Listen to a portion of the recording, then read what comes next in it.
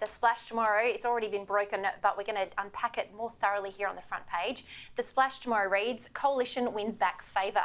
A dramatic shift in voter sentiment has tightened the race for power at the federal election by cutting primary vote support for Labor and giving the Coalition a boost that keeps it within sight of a victory on Saturday. The election will go down to the wire after voters softened their support for Labor over the past 2 weeks, cutting the party's primary vote from 34 to 31% and reversing strong gains made by Labor leader Anthony Albanese in the lead up to the formal campaign.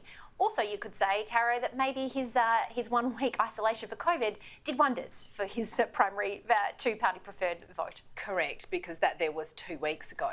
Look, there has been and it's been much talked about this soft and undecided vote as high as 27%. And look, I think there are a lot of people out there who, for various reasons, aren't really, happy with the coalition. And I think they've been trying to give Anthony Albanese and the Labor Party as much benefit of the doubt as possible, give them a reason to vote for them.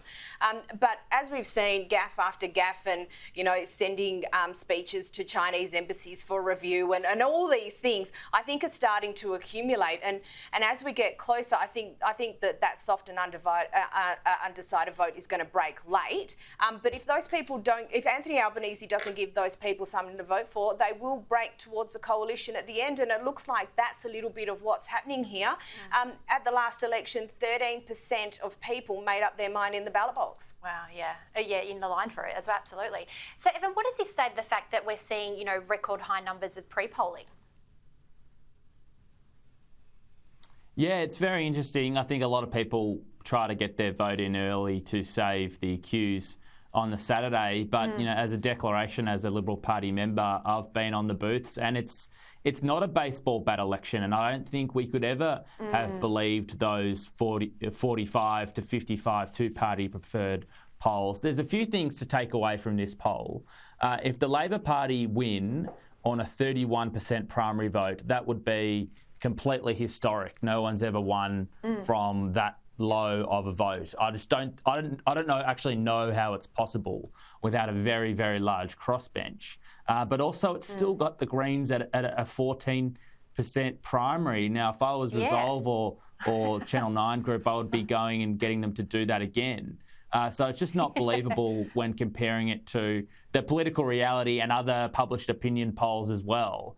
But this is around the territory that we were in 2019 before that election. The Morrison government is within striking distance.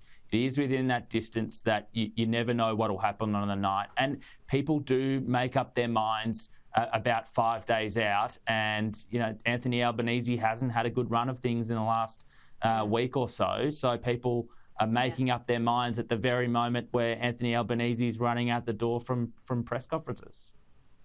Yeah. Look, I just think that, and Carrie has said this last week, in terms of it is not popular and it's not fashionable to be a Conservative voter at this point in time. So I feel that out there, people are telling pollsters and they're telling their friends, they're telling mums and dads at the school pickup that, of course, I believe in climate change and things like that, and I'll be voting for my Teal candidate. But I think when reality bites and you are lining up on Saturday, that's when you'll start having some very deep conversations with yourself moving forward. So it's going to be very interesting over the next couple of days to see how both leaders take these poll numbers and run with them.